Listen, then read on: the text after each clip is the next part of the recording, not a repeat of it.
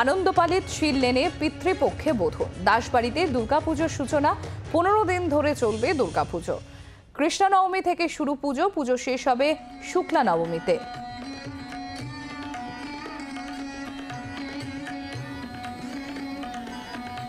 অয়ন ঘোষাল আমাদের সঙ্গে রয়েছেন, আমাদের প্রতিনিধি। সরাসরি চলে যাব অয়নের কাছে। অয়ন, আমরা সাধারণত দেখে থাকি যে মাতৃপক্ষেই দেবীর বোধন হয়, কিন্তু আনন্দপালিতের এই শিল লেনে সেখানে দাসবাড়িতে আমরা দেখলাম যেটা পিতৃপক্ষে বোধন। এটাই কি তাদের ঐতিহ্য?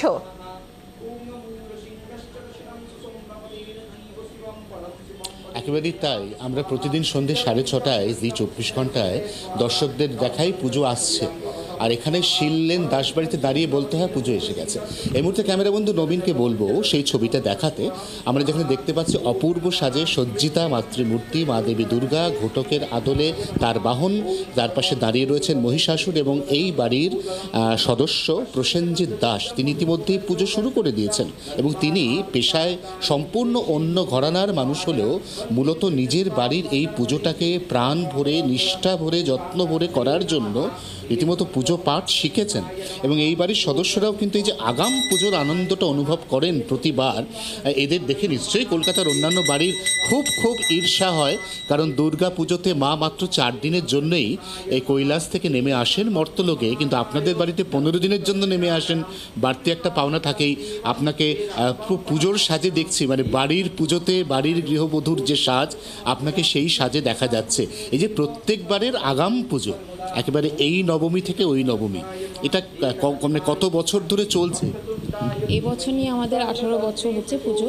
তো আমাদের দুর্গা পুজোর 7টি কল্প থাকে। 7টি কল্প থেকে প্রথম কল্প, যেটি কৃষ্ণনবমী কল্প, সেখান থেকে আমাদের পুজো শুরু হয় ঠিক শুক্লা নবমী।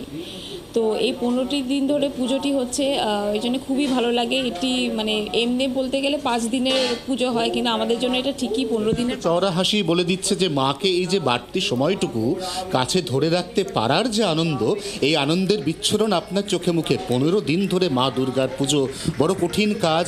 বাড়ির সদস্য হিসেবে অনেক দায়িত্ব আপনাকে নিতে হয়। প্রতি বছরই আপনি সেটা হাসি মুখে নেন। প্রত্যেক বছর জি 24 ঘন্টা আসে ঠিক পুজো শুরুর দিনটায় আপনার বাড়িতে।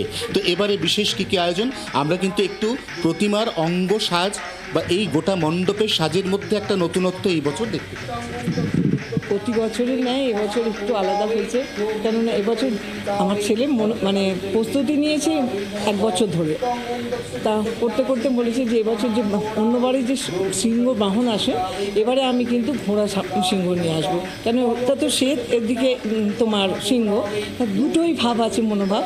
আর ও মহিষাসুর অন্যবার মায়ের চরণের কাছে থাকে, এবার মা তাকে হাতের মুঠোর মধ্যে রাখবে, সেই জন্য মাথার চুলটাকে ধরে টেনে আছে। তাৎপর্যপূর্ণ, মহিষাসুরকে মা এই বছর হাতের একবারে মুঠোর মধ্যে রাখছেন। পাল্টে গেছে দেবী দুর্গার বাহনের আদল। বাকি এই পুজোর রীতি রেওয়াজ বিগত বেশ কয়েক বছর ধরে একই রকমভাবে চলে আসছে এবং কলকাতায় দুর্গা পুজোর প্রস্তুতি চলছে। কুমারটুলিতে শেষ মুহূর্তের ব্যস্ততা।